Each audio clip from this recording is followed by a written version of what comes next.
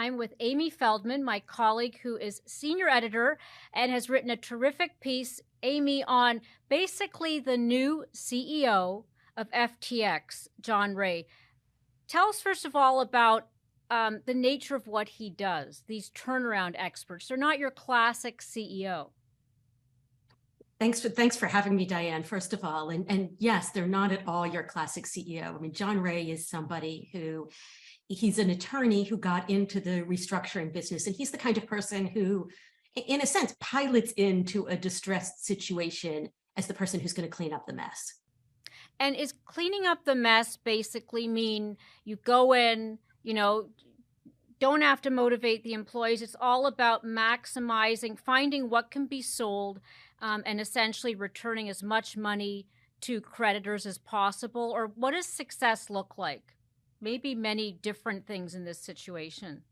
I mean, I think it looks like many different things. I mean, I think the first thing he has to do is figure out exactly what's there.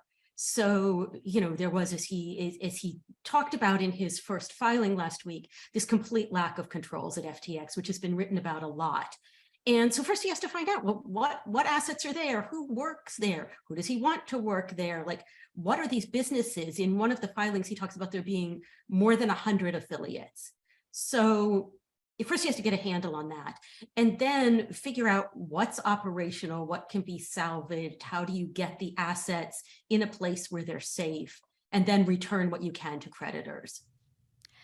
Can you talk a little bit about what you've gleaned about him as a person? Because I know that he's got a track record, especially when we look at this, to say worst, hyperbolic comments, having been in Enron and many situations like that. How did he get his start? What's his background? He got his start. I mean, originally, he grew up in Western Massachusetts. He's more of a blue collar guy, but then he got a law degree and he became the general counsel of Fruit of the Loom. And Fruit of the Loom, as you may recall, since we're around the same age, had a spectacular bankruptcy. And so he was the person who ended up in the center of that bankruptcy. And from there, ended up moving into this on a repeated basis. And so he worked on Enron most prominently, but he also worked on overseas shipholding, on Nortel, on a bunch of other distressed and troubled companies that went into Chapter 11. One of the things that struck me in the article you wrote was, we had this, complete lack of control and this almost not fear-mongering, but certainly very strong words.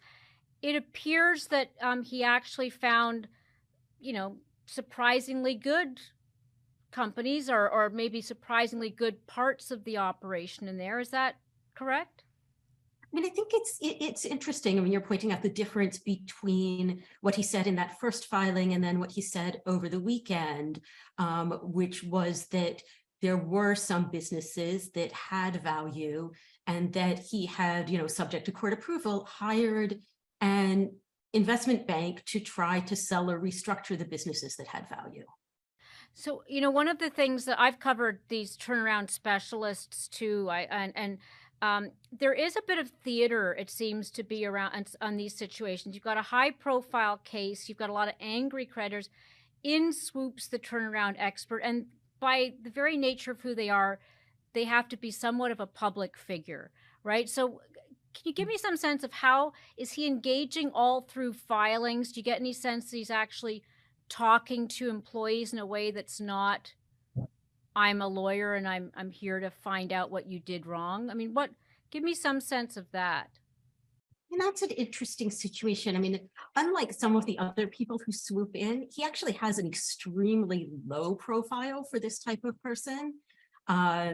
Almost no, online visibility, only really one public photograph of him over the, he's 63. You would think he would have like a huge track record publicly. He's very, very well known within his world, but he's not actually that high profile outside of it.